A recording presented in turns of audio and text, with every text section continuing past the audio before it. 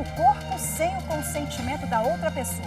Esses são exemplos de importunação sexual, o que é crime. A lei vale para todos os gêneros. Se você vai pular carnaval, fique atento, viu? Porque qualquer ato assim pode e deve ser denunciado. No Jornal da Justiça de hoje, vamos falar sobre a lei de importunação sexual. Esse é apenas um dos destaques, você também vai ver. Polícia Rodoviária Federal intensifica a fiscalização nas rodovias do país. Ministro Moura Ribeiro, do STJ, é indicado ao Prêmio Nobel da Paz. Eu fiquei assim num estado diferente, né? Talvez com a mesma alegria quando nasceram meus filhos, com a data que eu entrei na magistratura. E ainda, cartilha do Supremo explica o funcionamento da Corte com linguagem voltada para os jovens. As leis tratam de diversos assuntos das vidas das pessoas. É a partir da interpretação das leis que o Poder Judiciário atua.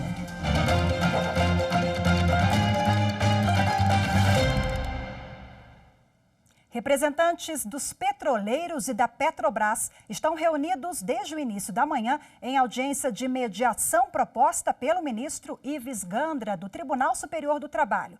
Os trabalhadores querem o fim das demissões na subsidiária da Petrobras, que, segundo eles, afetam mais de 1.000 famílias. Os representantes do Ministério Público do Trabalho também participam da audiência. Ontem, os petroleiros anunciaram a suspensão da greve, que já durava 20 dias. Em nota, a Petrobras afirmou que o movimento é descabido e tem conotação política. E na tarde dessa quinta-feira, os ministros negaram a medida cautelar na ação direta de inconstitucionalidade sobre a lei que alterou os critérios para a prorrogação antecipada de contratos de concessão de ferrovias.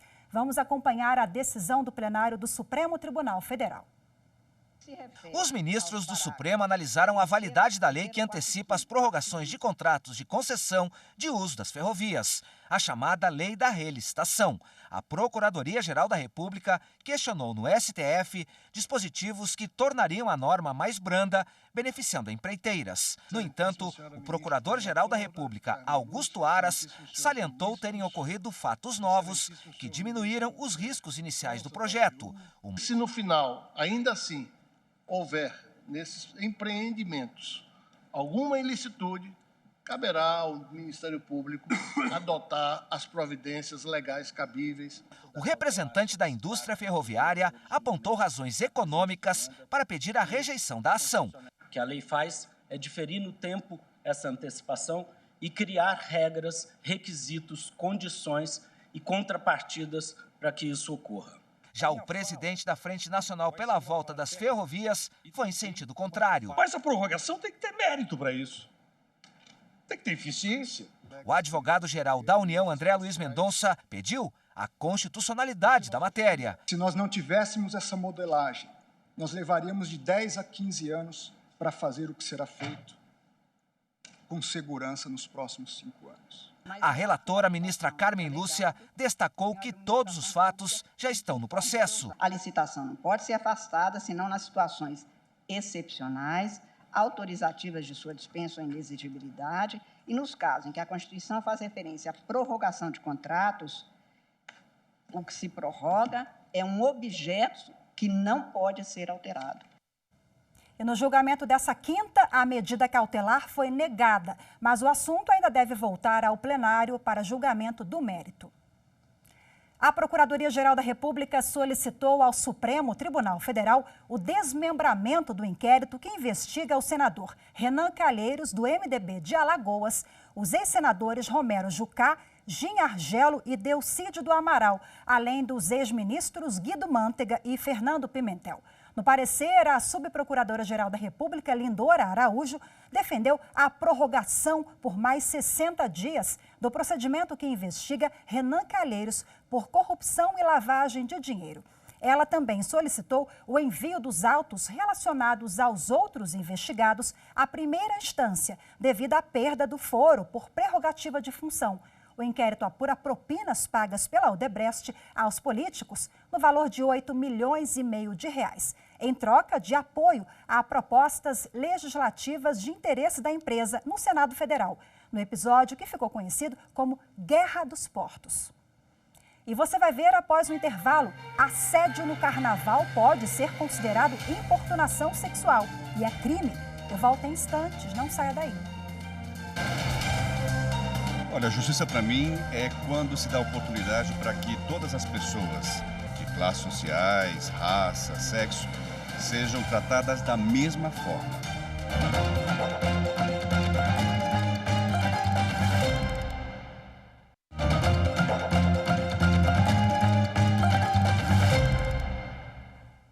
Carnaval chegando e muita gente viaja para outras cidades para curtir a folia. E de olho nos motoristas, a Polícia Rodoviária Federal começa hoje uma operação especial de fiscalização nas rodovias do país. E quem tem as informações sobre essa operação é a repórter Evne Araújo. Olá, Evne, boa tarde para você. Oi, Rafaela, boa tarde. Hoje eu estou acompanhada pelo inspetor José L. Macedo, da Polícia Rodoviária Federal, que vai contar para a gente, já que de hoje até quarta-feira de cinzas, a PRF está de plantão nas rodovias. Como é que vai ser essa fiscalização? Inspetor, bem-vindo ao Jornal da Justiça. A gente vai focar as abordagens principalmente naquelas infrações que são potenciais causadores de acidentes graves, como as ultrapassagens proibidas, o excesso de velocidade, a embriaguez ao volante, que historicamente, nesse período de carnaval, a gente tem um aumento muito grande. Então, tudo isso a gente vai estar focando nesse período, na fiscalização, para que a gente consiga reduzir não somente a quantidade de acidentes, que é até natural que aumente, mas principalmente a gravidade deles, que é a nossa maior preocupação. Nessa questão da lei seca, né, a PRF, a Polícia Rodoviária Federal, está bem equipada para justamente descobrir aqueles motoristas que estão infringindo a legislação e dirigindo embriagados. E esse ano agora, no Carnaval, pela primeira vez a gente vai estar utilizando o etilômetro passivo, que é aquele bafômetro que a gente aproxima do motorista sem a necessidade de ele assoprar, a gente já consegue detectar se ele fez uso ou não de álcool. Isso facilita bastante o nosso trabalho, tanto da nossa parte, que a gente consegue fiscalizar mais veículos, mas também daquele cidadão que está sendo abordado ali, aquele que não bebeu, não ingeriu álcool, ele é liberado de uma forma mais rápida. Isso facilita o nosso trabalho, a gente consegue abordar mais veículos, fiscalizar mais pessoas e ter um trabalho mais eficiente. Nessa questão de mortes no trânsito, né, inspetor, tem a questão da infração que é da ultrapassagem perigosa, né? Essa é uma das que mais mata, mais causa acidentes fatais. Como é que vai ser essa fiscalização? A gente vai trabalhar em cima das estatísticas, onde acontecem os acidentes mais graves. Tem alguns estados que têm essa característica, como Bahia, Minas Gerais, Santa Catarina, onde a gente teve um número maior desse tipo de acidente. Então a gente vai estar focando a fiscalização, posicionando as viaturas nesses trechos para coibir, para impedir que o motorista cometa a infração, principalmente essa ultrapassagem proibida, que em cerca de 75% dos casos acabam causando colisões frontais que são fatais. Então é uma preocupação muito grande nossa em relação a esse tipo de situação. Então é importante que o motorista ele respeite a sinalização. Muita gente está muito empolgado para o carnaval. A gente sabe que historicamente é um carnaval onde as pessoas ficam mais animadas, mas isso não quer dizer que pode deixar de lado a prudência do trânsito. É importante. O respeito à legislação de trânsito é muito importante, o motorista respeite a sinalização, faça um planejamento da viagem também, para evitar aquela saída com pressa, programe as paradas, onde ele vai parar para abastecer, para descansar, tudo isso é importante. E não beber antes de dirigir, porque no carnaval, né, o pessoal acaba querendo comemorar, não espera chegar no seu local de destino, já sai bebendo pelo caminho, então é importante essa conduta do motorista, isso é fundamental. Perfeito, muito obrigada, inspetor. Rafaela, eu volto com você no estúdio. Muito obrigada, Evne. Agradeço também a disponibilidade do inspetor. Muito obrigada. E para que nada saia errado durante o carnaval, organizadores de blocos e o poder público seguem regras de segurança e uso do espaço público. No Distrito Federal, um decreto define regras para que todo mundo se divirta nos dias de folia. Esta produtora de Brasília organiza 50 blocos de carnaval. E a expectativa é de que pelo menos 15 mil pessoas participem nos 5 dias de festa. A gente busca auxiliar os produtores a fazerem esses eventos aqui. Então, tiramos autorização do espaço público, temos os fornecedores de fechamento, segurança, limpeza, enfim, operação de bar, de bilheteria. A gente já entendeu como é que funciona a ocupação do espaço público aqui no setor comercial sul. Para utilizar o espaço público durante o carnaval, a produtora teve que se preocupar com uma série de regras. Elas estão estabelecidas em um decreto do governo do Distrito Federal e prevêem, por exemplo, a proibição de restringir a mobilidade de pessoas em áreas públicas, ou então a cobrança por abadás ou ingressos. As produtoras de eventos também precisam se preocupar em garantir a segurança e conseguir alvarás de funcionamento, além de fazer a limpeza dos locais dos blocos. O poder público também tem responsabilidades, como divulgar com 3 meses de antecedência a programação completa do carnaval. O decreto define ainda como são feitas as parcerias público-privadas e a contratação de artistas. Este ano, em Brasília, serão 200 blocos, muitas festas e cerca de 2 milhões de foliões. E para quem vai pular o carnaval, fica aí um alerta. O respeito é fundamental todos os dias do ano, inclusive durante a folia. Quem se aproveita do clima de festa para importunar alguém pode parar na cadeia. Muitas vezes a mulher é vítima de crime sexual no dia a dia. É no ônibus cheio ou até mesmo na rua. E apesar do constrangimento, a vítima nem sempre tem consciência de que está sofrendo uma agressão. É o caso da Edith. Hoje ela percebe que, quando mais jovem, foi vítima várias vezes. Eu acho que eu não tinha essa dimensão de crime sexual, mas me sentia importunada, né? Das vezes em que aconteceu, foi constrangedor, me senti violada.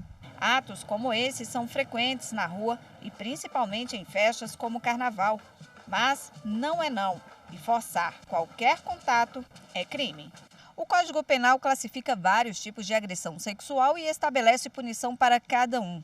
Mas a importunação sexual somente virou crime em 2018, com uma lei sancionada pelo presidente do Supremo Tribunal Federal, ministro Dias Toffoli, no exercício da presidência da República. Brincadeiras de mau gosto, como roubar um beijo ou tocar o corpo sem o consentimento, podem dar até 5 anos de prisão. A violência sexual é algo que ainda é muito presente na cultura do nosso país. Durante o carnaval, muitos atos ao longo do tempo foram considerados atos normais, atos de contato físico, por exemplo, sem a anuência da pessoa, da mulher, primordialmente da mulher, eram considerados da nossa cultura.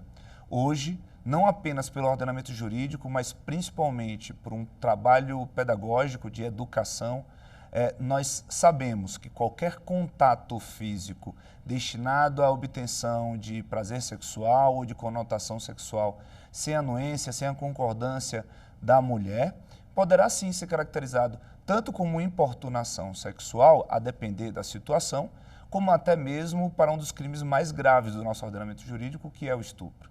Esta servidora pública também já foi vítima de outro tipo de crime sexual e passou por maus bocados no ambiente de trabalho. Ela foi vítima de assédio por vários anos, praticado por um colega. A gota d'água foi no dia que eu estava no banheiro e ele quis entrar a todo custo e ficou de 1 às 5 da manhã insistindo nisso. A violência ou grave ameaça executada para a obtenção, seja da conjunção carnal, seja de qualquer ato libidinoso, vão caracterizar o tipo estupro.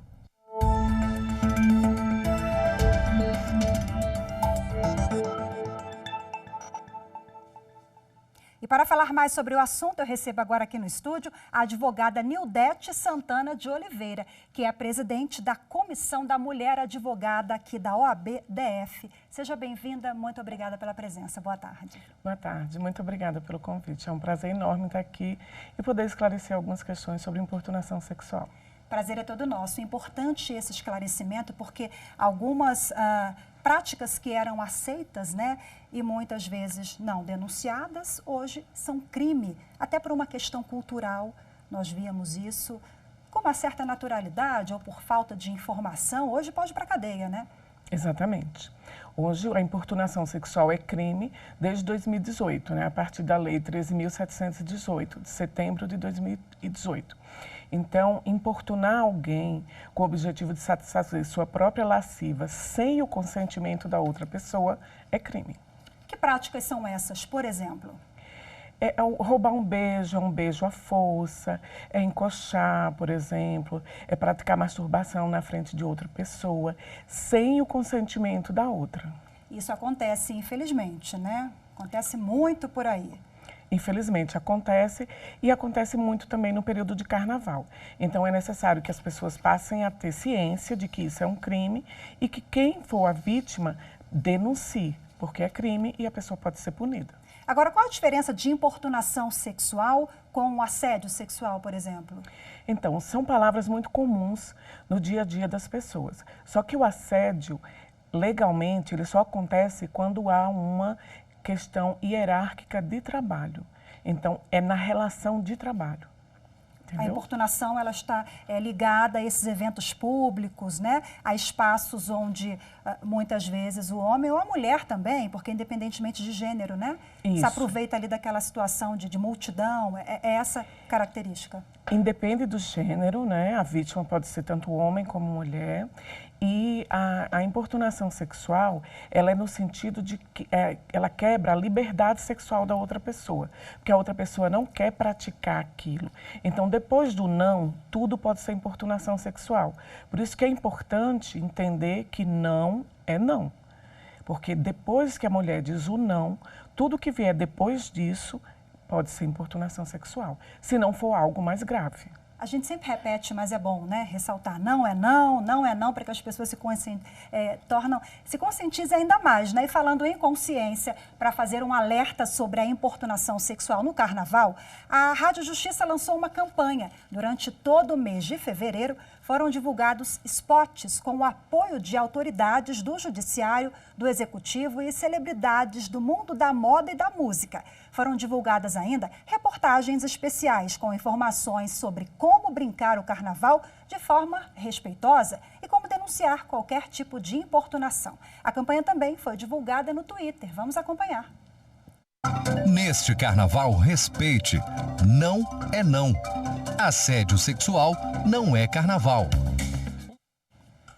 Doutora Neudete, que continua aqui com a gente, nós acompanhamos agora a campanha, que é uma campanha importantíssima, né? Essa e tantas outras campanhas que servem para alertar a população. É verdade. É importante essa conscientização e essa educação, que é um dos objetivos da lei, é educar a população. As gerações mais jovens, elas já têm mais consciência de que não devem invadir o espaço do outro.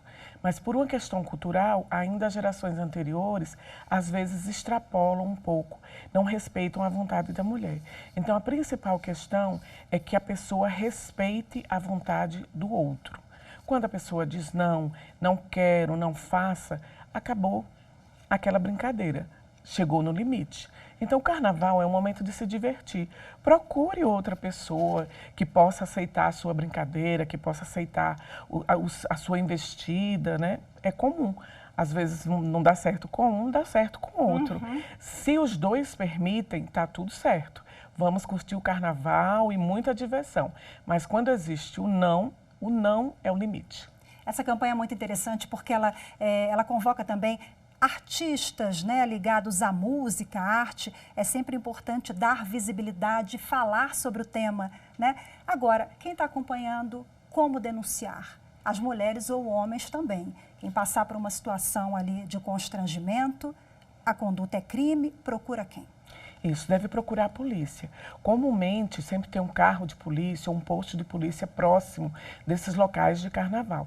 Então, tira foto, filma, conversa com alguém que está perto de você, leva uma testemunha, pega o nome da pessoa e vai imediatamente denunciar. Se não puder imediatamente, mas vai logo em seguida. Assim que for possível, faz a denúncia. Porque é um crime de ação penal pública. Então, o Estado tem o dever de proteger a mulher ou qualquer outra pessoa que esteja nessa situação.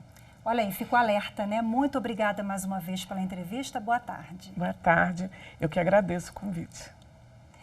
E veja a seguir, ministro do STJ, o Superior Tribunal de Justiça, é indicado ao Prêmio Nobel da Paz. Assunto para daqui a pouco. Continue com a gente.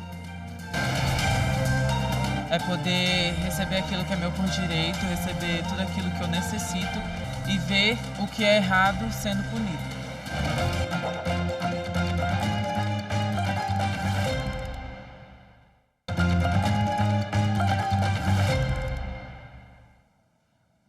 A Procuradoria-Geral da República se manifestou pelo indeferimento de denúncia por crime de responsabilidade contra o ministro da Educação, Abraham Weintraub, proposta por parlamentares de oposição. Os parlamentares acusam o ministro de ser omisso na aplicação de R$1 bilhão resgatados pela Operação Lava Jato. Eles também afirmam que Weintraub agiu com falta de decoro e ineficiência na gestão de políticas de alfabetização. O vice-procurador-geral da República, José Bonifácio, afirmou que esse tipo de ação só pode ser apresentada pelo Ministério Público Federal. E como fazer uma criança entender todo o funcionamento da maior Corte de Justiça do país?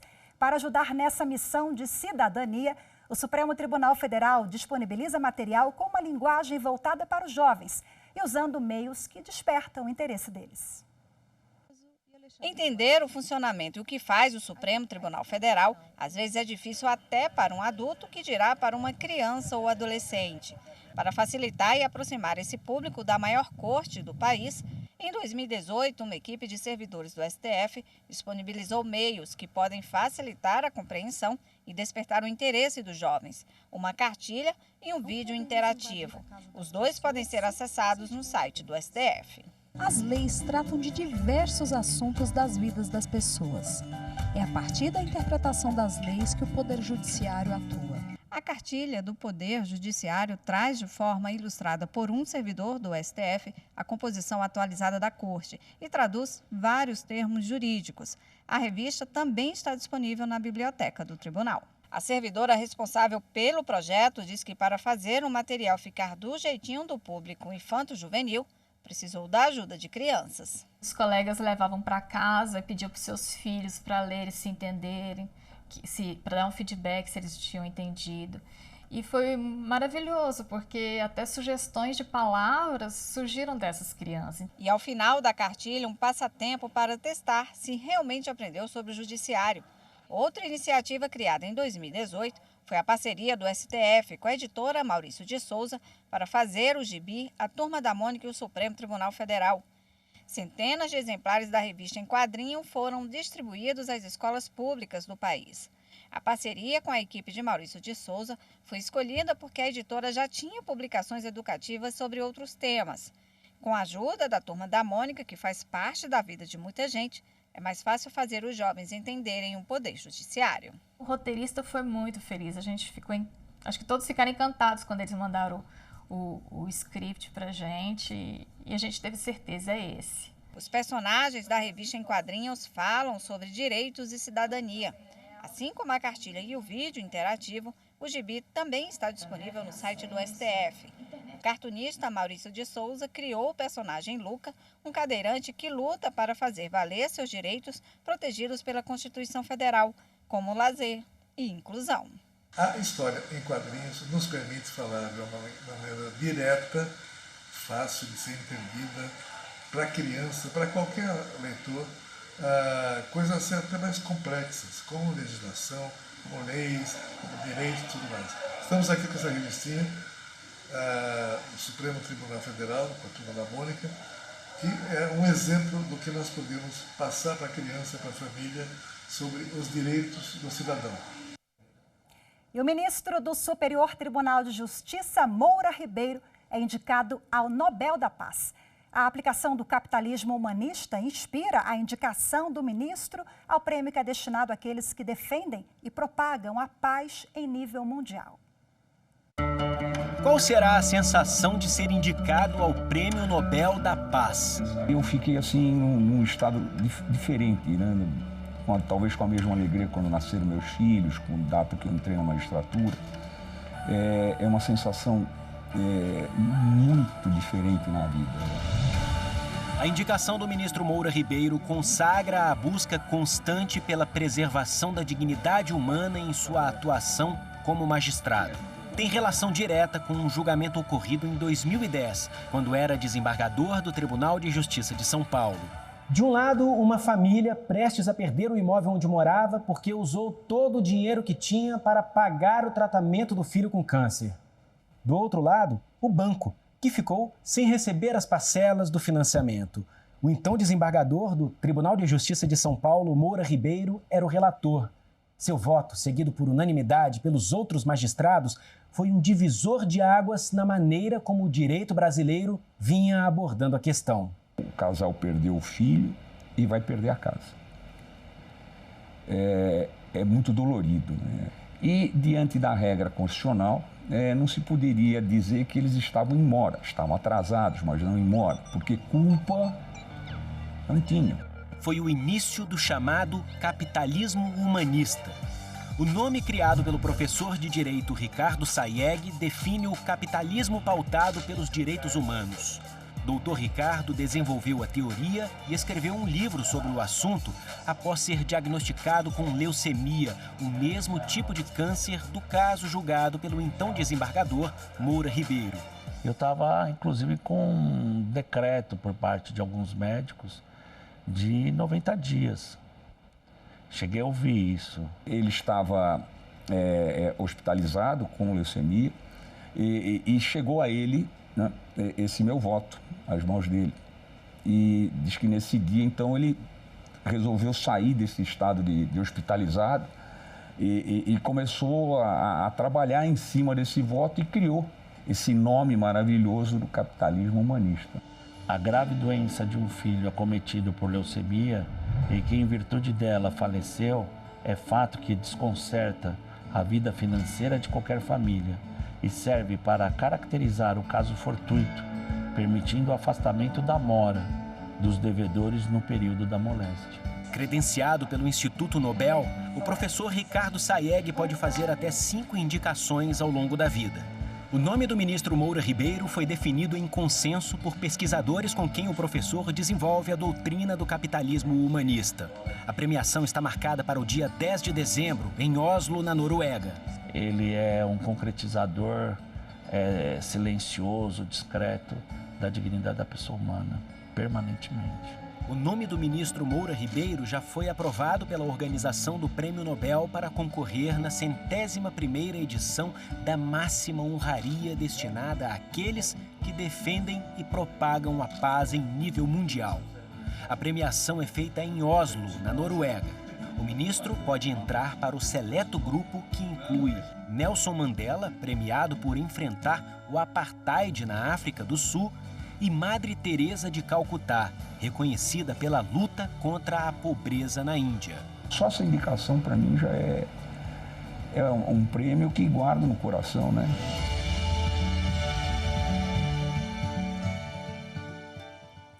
E o Jornal da Justiça de hoje fica por aqui. Você acompanha agora o programa História e Justiça. Amanhã a gente tem encontro marcado com a edição do Jornal da Justiça de sábado. Uma ótima tarde para você. Até amanhã. Obrigada pela companhia. Uma boa tarde.